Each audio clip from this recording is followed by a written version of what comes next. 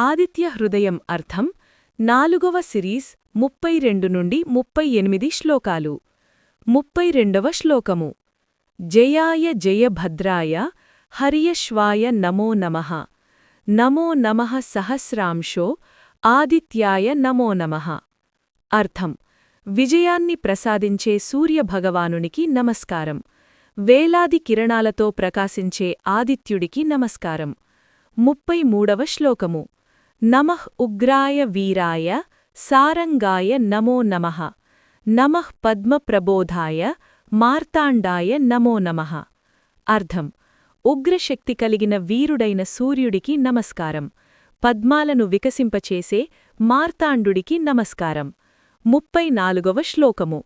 బ్రహ్మేశానాచ్యుతేశాయ సూర్యాయ ఆదిత్యవర్చసే భాస్వతే సర్వభక్షాయ రౌద్రాయ వపుషే నమః. అర్థం: బ్రహ్మ విష్ణు శివశక్తుల స్వరూపుడైన ప్రకాశించే సూర్యభగవానునికి నమస్కారం. 35వ శ్లోకము. తమగ్నాయ హిమగ్నాయ శత్రుఘ్నాయ మితాత్మనే కృతజ్ఞగ్నాయ దేవాయ జ్యోతిషాం పతయే నమః. అర్థం: అంధకారాన్ని, చలిని, శత్రువులను నాశనం చేసే జ్యోతిర్గణాల అధిపతి సూర్యునికి నమస్కారం. 36వ శ్లోకము. తప్త చామీకరాభాయ వహ్నయే విశ్వకర్మణే నమస్తే తమోభినిఘ్నాయ రుచయే లోకసాక్షినే.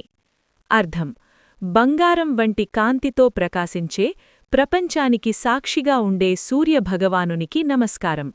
37వ శ్లోకము.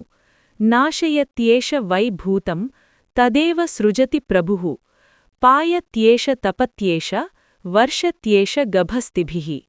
ఓం. అర్థం: ఈ సూర్యుడే సృష్టిని నాశనం చేసి మళ్లీ సృష్టిస్తాడు. అతడే ప్రపంచాన్ని పోషించి తన కిరణాలతో వర్షాన్ని కలిగిస్తాడు.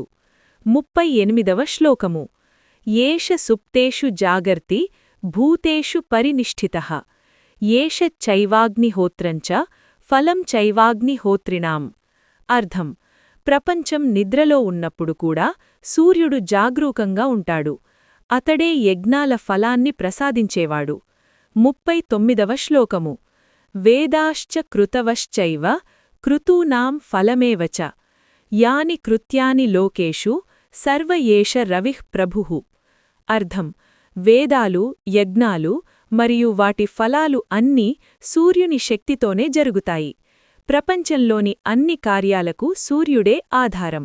సారాంశం: సూర్యుడు సృష్టి, స్థితి, లయలకు కారణమైన మహాశక్తి. అతని కిరణాలు ప్రపంచానికి కాంతి, జీవశక్తి మరియు రక్షణను అందిస్తాయి. వేదాలు, యజ్ఞాలు మరియు సమస్త కార్యాలు సూర్యుని శక్తితోనే జరుగుతాయి. సూర్యభగవానుణ్ణి భక్తితో స్మరించిన వారికి ధైర్యం, ఆరోగ్యం, విజయాలు లభిస్తాయి. సూర్యాదిత్య హృదయం జపించడం ద్వారా మన జీవితంలో శక్తి, ఆత్మవిశ్వాసం మరియు శుభఫలాలు పెరుగుతాయి.